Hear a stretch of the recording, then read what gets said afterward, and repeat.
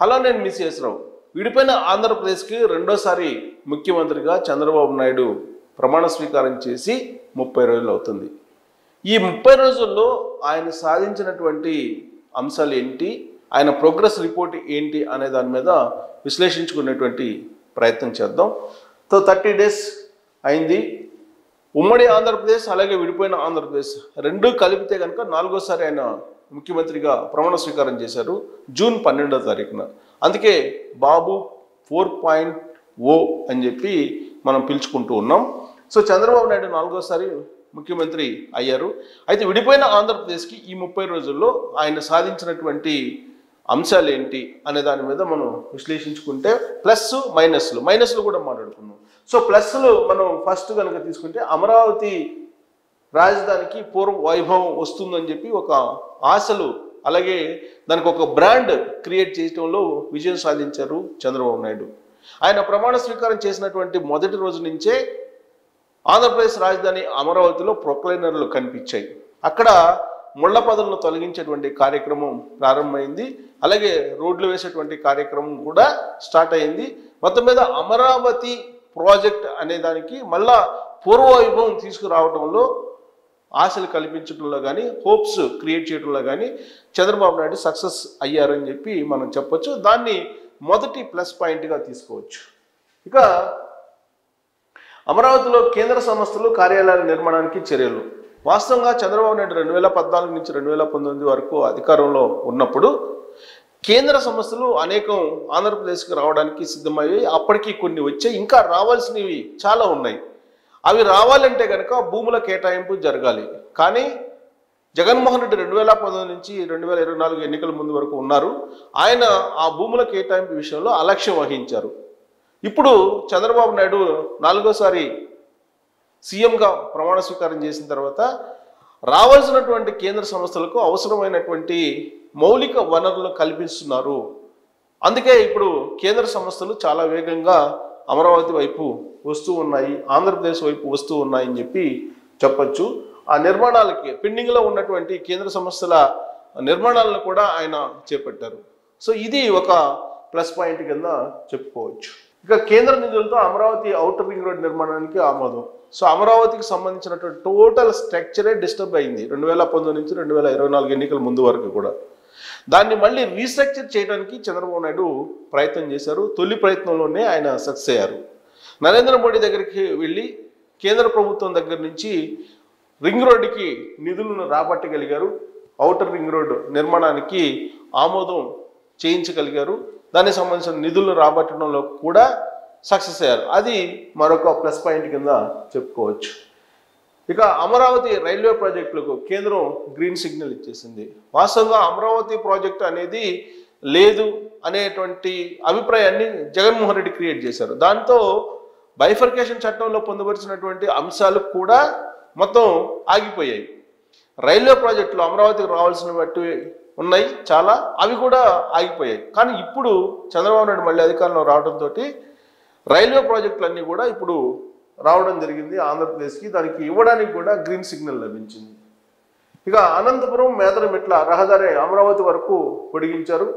So Anantapuram నుంచి మేదరమెట్ల వరకు రహదారి ఉంది, దాన్ని అమరావతి వరకు పొడిగించారు. ఇంతకుముందు మాస్టర్ ప్లాన్లో ఏదైతే పొందుపరిచారో చంద్రబాబు నాయుడు ఉన్నప్పుడు అదే మాస్టర్ ప్లాన్ ఇప్పుడు మళ్ళా వస్తూ ఉంది.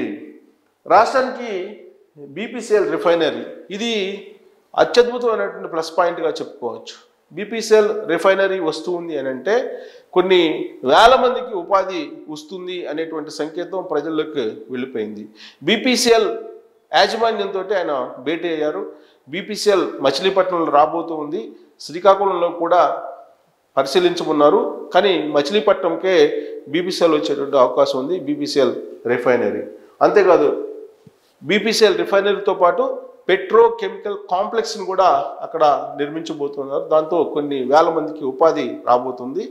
సో అభివృద్ధికి తొలిమెట్టు బీపీసీఎల్ కొత్తగా రావడం అనేది చెప్పి చెప్పుకోవచ్చు. అదొక పెద్ద ప్లస్ పాయింట్గా ఈ 30 రోజుల్లో చంద్రబాబు నాయుడు సాధించిన దాన్ని చెప్పుకోవచ్చు. ఇక పోలవరం ప్రాజెక్టును గాడిలో పెట్టేటువంటి ప్రయత్నాలు చేస్తున్నారు. ఇప్పటికే శ్వేతపత్రం విడుదల చేశారు చంద్రబాబు నాయుడు. అక్కడ కాపర్ డ్యామ్ పరిస్థితి ఏంది, పోలవరం నిర్మాణం ఎంతవరకు జరిగింది, ఎంతవరకు జగన్మోహన్ రెడ్డి ఖర్చు పెట్టారు, రాబోయేటువంటి రోజుల్లో పోలవరం ప్రాజెక్ట్ని ఎంత వేగంగా తీసుకెళ్లగలము అనే దాని మీద ఒక అవగాహనకి చంద్రబాబు నాయుడు వచ్చారు. రాష్ట్ర ప్రజలకు కూడా వాస్తవాలు తెలియజేసి పోలవరం ప్రాజెక్ట్ని త్వరితగతిన పూర్తి చేయడానికి సన్నాహాలు చేస్తూ ఉన్నారు. దానికి సంబంధించి కేంద్రం నుంచి అవసరమైనటువంటి R&R ప్యాకేజీని తీసుకొచ్చుకునే దానికి కూడా ప్రయత్నం చేస్తున్నారు. అదొక ప్లస్ పాయింట్. ఇంకా భోగాపురం విమానాశ్రయం నిర్మాణం పైన ఫోకస్ పెట్టారు. వాస్తవంగా భోగాపురం విమానాశ్రయం అనేది అంతర్జాతీయంగా కూడా అక్కడ వినూత్నంగా నిర్మించాలనుకున్నారు భోగాపురం ఎయిర్పోర్ట్ని. అయితే దాన్ని కుదించాడు జగన్మోహన్ రెడ్డి. కానీ పూర్వంలాగా ఇప్పుడు భోగాపురం ఎయిర్పోర్ట్ని నిర్మించడానికి చంద్రబాబు నాయుడు ఫోకస్ చేశారు. అది ఇంకొక ప్లస్ పాయింట్గా మనం తీసుకోవచ్చు. ఇక విశాఖలో 2 లక్షల కోట్ల పెట్టుబడితో ONGC green hydrogen project. So green hydrogen project రాబోతుంది. 2 లక్షల కోట్ల పెట్టుబడి రాబోతుంది. ONGC అక్కడ పెట్టబోతుంది. ONGC గ్రీన్ హైడ్రోజన్ ప్రాజెక్ట్ని నెలకొల్పోతుంది.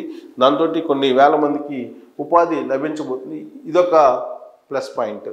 ఇక రాయలసీమలో ఎలక్ట్రిక్ వాహనాల తయారీ కంపెనీ రాబోతుంది. అక్కడికి ఆల్రెడీ నెదర్లాండ్కి సంబంధించినటువంటి కంపెనీ ప్రతినిధులు చంద్రబాబు నాయుడుతో భేటీ అయ్యారు.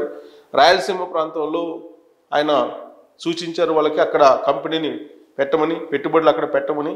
దానికి ఆ కంపెనీ యాజమాన్యం కూడా గ్రీన్ సిగ్నల్ ఇచ్చినట్టు కూడా తెలుస్తుంది. సో ఇప్పటికే కియా తోటి అక్కడ రాయలసీమ ఉపాధి అవకాశాలు పెరిగాయి. ఇప్పుడు ఎలక్ట్రిక్ వాహనాల తయారీ కంపెనీ కూడా మరొకటి రాయలసీమకు రాబోతుంది. ఇది మరొక ప్లస్ పాయింట్ కింద చెప్పుకోవచ్చు చంద్రబాబు నాయుడు 30 రోజుల పరిపాలనలో. ఇక ఒకేసారి 7,000 పెన్షన్లు అందించడంలో చాలా సంతోషంగా ఉన్నారు సామాజిక పెన్షన్లు అందుకున్నటువంటి వాళ్ళు. వాస్తవంగా అరియర్స్ తోటి కలిపి 7,000 పెన్షన్లు జూలై 1వ తారీఖున ఇవ్వడం జరిగింది. ఇది చంద్రబాబు నాయుడు ఎన్నికల సందర్భంగా ఇచ్చినటువంటి హామీ. ఆ హామీని ఫుల్ఫిల్ చేయలేరు అనేటువంటి అభిప్రాయం వైఎస్ఆర్ కాంగ్రెస్ పార్టీ ప్రజల్లో చాలా బలంగా తీసుకెళ్ళింది.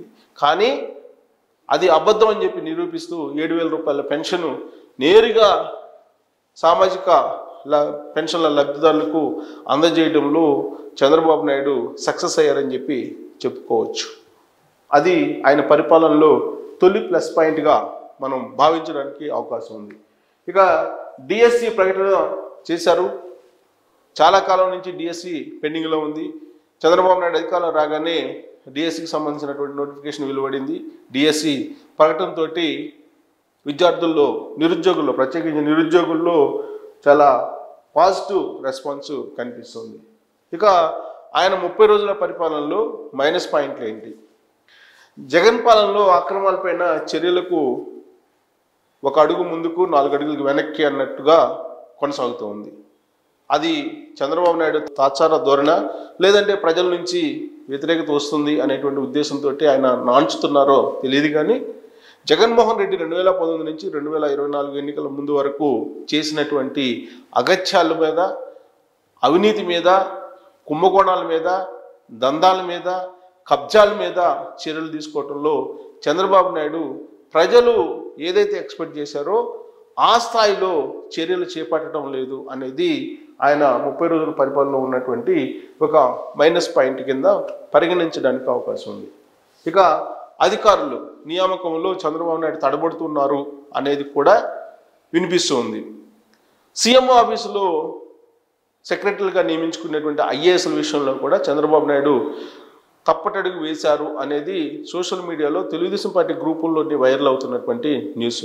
అంతేకాదు మిగిలినటువంటి విభాగాల్లో కూడా జగన్మోహన్ రెడ్డి తోటి అంటకాగినటువంటి వీర విధేయులు మాత్రం ఇప్పటికీ కూడా కొనసాగుతున్నారు. అయినప్పటికీ చంద్రబాబు నాయుడు ఎలాంటి చర్యలు తీసుకోలేకపోతున్నారు అనేది మరొక మైనస్ పాయింట్గా కూడా ఉంది. అంతేకాదు ఎంఆర్ఓలు కానీ, ఎస్ఐలు కానీ, ఆర్డీఓలు కానీ, డిఎస్పీలు కానీ వీళ్ళందరినీ 3 నెలల పాటు మార్చడానికి లేదు, 3 నెలల పాటు వాళ్లే ఉంటారని చెప్పి చంద్రబాబు నాయుడు మౌఖిక ఆదేశాలు జారీ చేశారు. దాంతో జగన్మోహన్ రెడ్డి సైన్యంగా పనిచేసినటువంటి గ్రౌండ్ స్థాయిలో ఉండేటువంటి రెవెన్యూ, పోలీసు విభాగాలు ఇప్పటికి కూడా జగన్మోహన్ రెడ్డి సేవలో తరించిపోతుంది. దాన్ని తెలుగుదేశం పార్టీ క్యాడర్ కానీ, ప్రజలు కానీ భరించలేకపోతూ ఉన్నారు. దాన్ని ఇప్పటి వరకు కూడా చంద్రబాబు నాయుడు సార్ట్అవుట్ చేయలేకపోయారు. అదొక మైనస్ పాయింట్ కింద తీసుకోవచ్చు. ఇక సీఎంఓ నుంచి మంత్రుల పేషీ వరకు జగన్ వీర విధేయులకి అవకాశం ఇస్తున్నారు అనేది కూడా ఇప్పుడు ఒక మైనస్ పాయింట్గా కనిపిస్తుంది చంద్రబాబు నాయుడు 30 రోజుల పరిపాలనలో.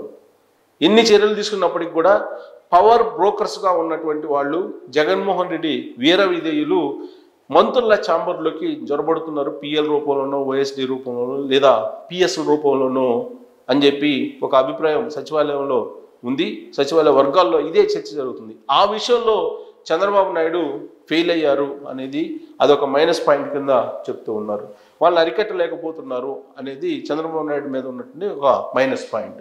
ఇక కొన్ని ప్రాంతాల్లో నాయకులు కార్యకర్తలు అత్యుత్సాహం, కొన్ని ప్రాంతాల్లో మాత్రమే నాయకులు అలాగే కార్యకర్తలు అత్యుత్సాహం ప్రదర్శిస్తున్నారు, వాళ్ళని కట్టడి చేయలేకపోతున్నారు అనేది కూడా ఒక మైనస్ పాయింట్ ఉంది. ఇక తిరువురులో వైసీపీ నాయకుడి భవనం కూల్చివేత విషయంలో అక్కడి ఎమ్మెల్యే కొలికపూడి శ్రీనివాస్ వ్యవహరించినటువంటి తీరు కొంత పబ్లిక్లోకి నెగటివ్ యాంగిల్లో వెళ్ళిపోయింది. దాన్ని సరిచేసేటువంటి ప్రయత్నం చేయడంలో చంద్రబాబు నాయుడు కొంత వెనకబడ్డారు అనేది ఒక మైనస్ పాయింట్. సో కొన్ని చోట్ల వైసీపీ నాయకులు పైన దాడులు జరుగుతున్నాయి, కొన్ని చోట్ల అయితే స్వల్ప దాడులే అవి. కానీ తెలుగుదేశం పార్టీ వాళ్ళ మీద ఎక్కువగా దాడులు జరిగాయి. 9 మంది తెలుగుదేశం పార్టీ క్యాడర్ని హత్య చేశారు వైఎస్ఆర్ కాంగ్రెస్ పార్టీకి సంబంధించినటువంటి లీడర్లు. అయినప్పటికీ కూడా చంద్రబాబు నాయుడు ఎలాంటి చర్యలు తీసుకోలేదు. అసలు రాష్ట్రంలో వైఎస్ఆర్ కాంగ్రెస్ పార్టీ ప్రభుత్వం ఉందా, చంద్రబాబు నాయుడు ప్రభుత్వం ఉందా అనేటువంటి సందేహం వచ్చేలాగా ఇప్పుడు జరుగుతున్నటువంటి సంఘటనలు క్షేత్రస్థాయిలో కనిపిస్తూ ఉన్నాయి. సో ఆ విషయంలో చంద్రబాబు నాయుడు వైఎస్ఆర్ కాంగ్రెస్ పార్టీ అరాచకాలను పూర్తి స్థాయిలో కట్టడి చేయలేకపోయారు అనేది మరొక మైనస్ పాయింట్ ఉంది. ఇక నామినేటెడ్ పోస్టుల భర్తీపైన నాన్-షూట్ ధోరణి. సాధారణంగా ప్రభుత్వాలు కొత్తవి ఏర్పడిన తర్వాత అప్పటి వరకు పనిచేసినటువంటి క్యాడర్ కానీ లీడర్లు కానీ పోస్టులని ఆశిస్తూ ఉంటారు, నామినేటెడ్ పోస్టులని. ఆ విషయంలో చంద్రబాబు నాయుడు తనదైనటువంటి శైలిలో నాన్-షూట్ ధోరణి వ్యవహరిస్తున్నారు అనేది ఆయనకు ఉన్నటువంటి మరొక మైనస్ పాయింట్గా కనిపిస్తుంది. పార్టీ కోసం పనిచేసినటువంటి వాళ్ళలో తీవ్ర అసంతృప్తి ఉంది, ఆ అసంతృప్తిని గమనించలేకపోయారు చంద్రబాబు నాయుడు అనేది ఇంకొక మైనస్ పాయింట్. సో టోటల్గా చంద్రబాబు నాయుడు 30 రోజుల పరిపాలన కనుక మనం క్లుప్తంగా సంక్షిప్తంగా తీసుకుంటే కనుక పార్టీ పరంగా ఆయనకి కొన్ని మైనస్ పాయింట్లు అయితే ఉన్నాయి. పార్టీ క్యాడర్ను ఆదుకోవడంలో కానీ లీడర్లను సంతృప్తి పరచడంలో కానీ మైనస్ పాయింట్లు ఉన్నాయి. పరిపాలన విషయంలో కానీ లేదంటే రాష్ట్ర అభివృద్ధి విషయంలో కానీ ఆయన 100% సక్సెస్ అయ్యారు 30 రోజుల్లో అని చెప్పి మనం కంక్లూడ్కి రావచ్చు. సో ఈ 30 రోజుల పరిపాలన మీద మీ అభిప్రాయాన్ని కూడా ట్రోల్స్ రూపంలో తెలియజేయచ్చు. Thank you very much.